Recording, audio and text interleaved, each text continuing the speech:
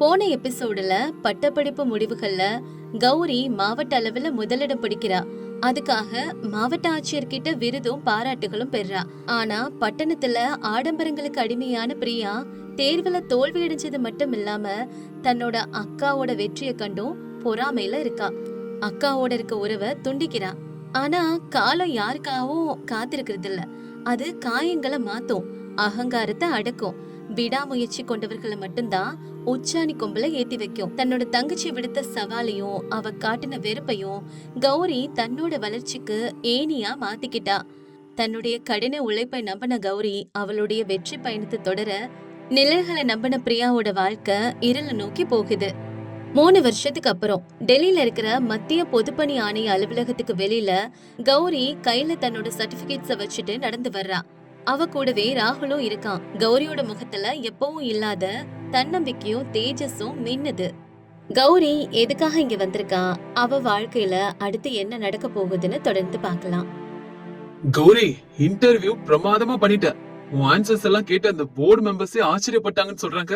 ஒரு கிராமத்து பொண்ணு வயல் வேலைகளை செஞ்சுக்கிட்டே எந்த பயிற்சியும் இல்லாம சிவில் சர்வீஸ் எக்ஸாம் பாஸ் பண்ணி இன்டர்வியூ வரைக்கும் வரதெல்லாம் சாதாரண விஷயமே இல்ல. இதெல்லாம் உங்களோட மோட்டிவேஷன், அதுக்கப்புறம் என் அப்பாவோட ஆசீர்வாதம் தான் ராகுல். பிரியா என்னை அவமானப்படுத்தின அன்னைக்கு நான் ஒன்னே தான் நினைச்சேன். படிப்புங்கிறது வெறும் வேலைக்கானது மட்டும் இல்ல, நம்மள நாமே மாத்திக்கிறதுக்காகத்தான். அந்த மாற்றம் என்கிட்ட தொடங்கிருச்சு. ஆனா என் மனசுல ஒரே எண்ணம் தான் இருக்கு.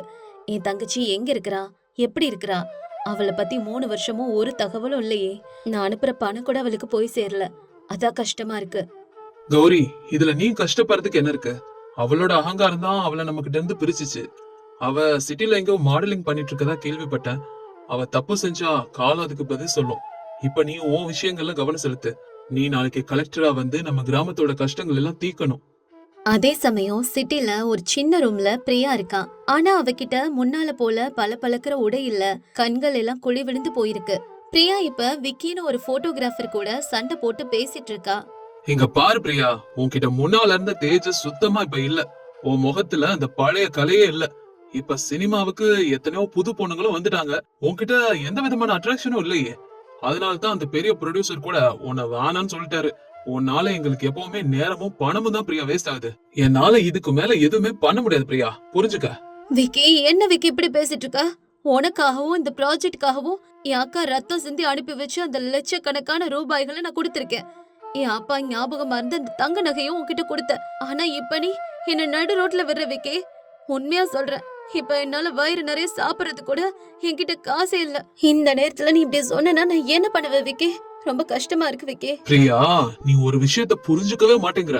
உன்கிட்ட பணம் இல்லைன்னா அதுக்கு நாங்க என்ன செய்ய முடியும்? அது உன் தனிப்பட்ட பிரச்சனை. உன் கஷ்டம் உன்னோட. எங்க வியாபாரம் தான் எங்களுக்கு முக்கியம், சரியா? உனக்கு ஒரு பணக்காரக்கா இருக்கிறதா அப்பப்ப பெருமையா சொல்லுவியே. அவளுக்கு அப்புறம் நீதான் அந்த ஆயிரக்கணக்கான ஏக்கர் நிலங்களுக்கு சொந்தக்காரின்னு சொன்ன. இப்ப போய் அவகிட்ட கேளு. எங்களுக்கு ஒன்னால ஆக வேண்டிய காரியம் எல்லாம் முடிஞ்சிருச்சு. அப்புறம் இன்னொரு விஷயம், இந்த ரூமையும் நீ உடனடியா காலி பண்ணும். விக்கி, என்கிட்ட நீ இவ்ளோ கொடூரமா நடந்துக்காத. என்னால இப்ப எப்படி என் அக்கா கிட்ட மூஞ்சி காட்ட முடியும்? அன்னைக்கே அவ என்ன எவ்வளவோ எச்சரிச்சா. ஆனா நான் தான் இந்த பட்டணத்து மோகத்தினால கண்மணித்தனமா அவளை அவமானப்படுத்திட்டேன்.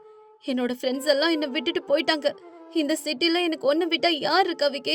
இப்படி பண்ணாத விக்கி, என்னால தாங்க முடியல. எனக்கு ரொம்ப கஷ்டமா இருக்கு விக்கி. பிரியா இந்த நிலைமையில இருக்க, அந்த பக்கம் கிராமத்துல ஐஏஎஸ் தேர்வு முடிவுகள் வெளியாகிற நாள் அப்படிங்கறனால ஊரே ரொம்ப கொண்டாட்டமா இருக்கு. கிராம மக்கள் எல்லாருமே வீட்டுல டிவி முன்னாடி தான் இருக்காங்க. டிவில பிரேக்கிங் நியூஸ் ஓடிட்டு இருந்துச்சு. மண்ணில் பிறந்த மாணிக்கம், வயல்வெளியிலிருந்து ஐஏஎஸ் அதிகாரியாக கௌரி, அகில இந்திய அளவில் 15வது இடம் பிடித்த கிராமத்து பெண், இப்படிலாம் நியூஸ்ல சொல்லிட்டு இருக்காங்க. கௌரி கலெக்டர் ஆயிட்டா. எனக்கு ரொம்ப சந்தோஷமா இருக்கு. நாங்கெல்லாம் கௌரி இந்த வயசுல படிக்கிறான்னு கிண்டல் பண்ணோம்.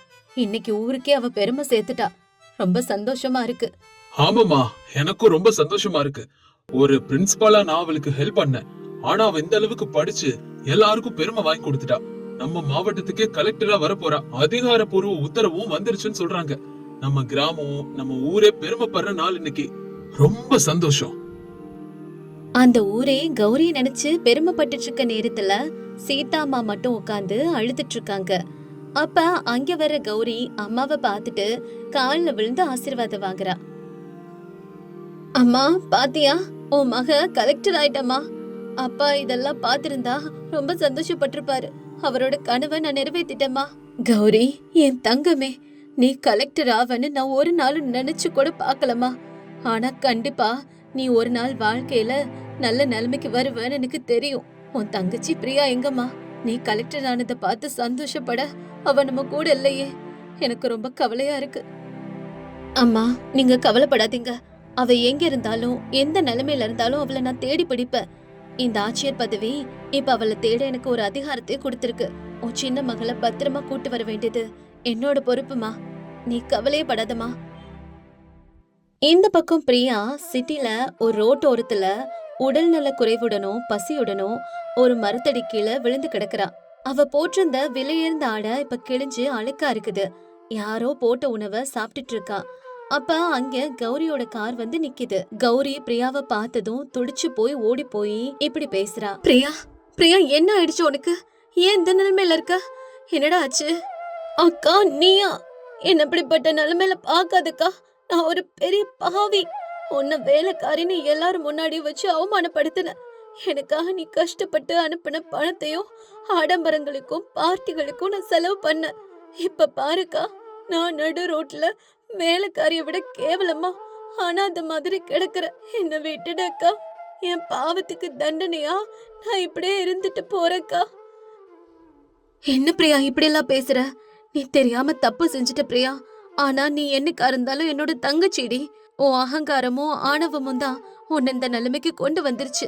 ஆனா நான் படிப்பு மேல கவனம் செலுத்தினதுனாலதான் நான் இந்த இடத்துக்கு வந்திருக்கேன். அதனால நமக்கு இடையில இருக்கிற இந்த ரத்த பாசம் போயிடும் நினைக்கிறியா? இனி அழாத பிரியா, வா நம்ம வீட்டுக்கு போலாம். அம்மா உனக்காக காத்துட்டு இருக்காங்க. வேண்டாம் அக்கா, உன் கௌரவமான பதவிக்கு நான் ஒரு கரையாதான் தெரிவேன். உன் ஃப்ரெண்ட்ஸ் கிட்ட எல்லாம் என்னன்னு அறிமுகப்படுத்துவ? வேலைக்காரின்னு சொல்வியாக்கா? வேண்டாக்கா, நான் வரலக்கா. நான் இங்கே இருந்துக்கிறேன். என்ன பிரியா, நீ என்னோட உயிருக்குயிரான தங்கன்னு சொல்லுவ, பெருமையா அறிமுகப்படுத்துவ. படிப்புங்கிறது மனுஷங்களை அந்தஸ்த வச்சு பிரிக்கிறதுக்காக இல்ல, அன்பால இணைக்கிறதுக்குன்னு நான் கத்துக்கிட்டேன். உனக்கு நான் மறுபடியும் படிப்பு சொல்லி கொடுப்பேன். ஆனா இந்த முறை வெறும் எழுத்துக்கள் அல்ல, நற்பண்புகளை கத்து கொடுப்பேன் பிரியா. சில மாதங்களுக்கு பிறகு கௌரி மாவட்ட ஆட்சியரா சிறப்பா பணியாற்றிட்டு வரா. அவ தன்னோட சொந்த ஊர்ல ஒரு புது ஸ்கூல்ல திறந்து வைக்க வரா. பிரியா இப்ப ரொம்ப எளிமையாவும் கண்ணியமாவும் இருக்கிறா. பிரியா கௌரிக்கு பக்கத்துல நின்னு குழந்தைகளுக்கு புத்தகங்களை பகிர்ந்து கொடுக்கறா. அப்ப அங்க இருக்க குழந்தைங்க கிட்ட பிரியா இந்த மாதிரி பேசுறா. குழந்தைங்களா, நீங்க எல்லாரும் நல்லா படிக்கணும். ஆனா அந்த படிப்பு உங்களை பெத்தவங்களையும் பிறந்த மண்ணையும் மறக்க செய்யக்கூடாது. உங்களோட வளர்ச்சி மத்தவங்கள என்னைக்கும் தாழ்த்த கூடாது. எல்லாரையும் சமமா பார்க்கணும். இது எல்லாத்தையும் என் அக்காவை பார்த்து தெரிஞ்சுக்கோங்க. இவ்வளவு அதிகாரம் இருந்தும் அவ எவ்வளவு எளிமையா இருக்கிறா. அதுதான் அவளை எல்லார் மனசுலயும் சிறந்த ஆட்சியரா மாத்தி இருக்குது. கௌரி, பாத்தியா? உன்னோட மத்த வெற்றிகளை விட பிரியா கிட்ட ஏற்பட்டிருக்க இந்த மாற்றம் தான் உன்னோட மிகப்பெரிய வெற்றி நான் சொல்லுவேன். ஆமா ராகுல், நான் கலெக்டர் ஆனதை விட என் தங்கச்சி இப்ப மாறி இருக்கிறதும் அவளோட மனப்பக்குவமும் தான் எனக்கு விலை மதிப்பற்ற மகிழ்ச்சியை தருது. கல்விங்கிறது நம்மள மாத்துறது மட்டும் இல்ல, நல்ல விதமா மாத்துறது. அது இப்ப பிரியாவுக்கு புரிஞ்சிருக்கும்னு நினைக்கிறேன். இதுதான் எனக்கு ரொம்ப சந்தோஷம் ராகுல். கிராமத்து அக்கா பட்டணத்து தங்கச்சி கதை இதோட முடிவுக்கு வருது. தங்கச்சியோட அகங்காரம் தோத்துருச்சு, அக்காவோட அன்பு ஜெயிச்சது.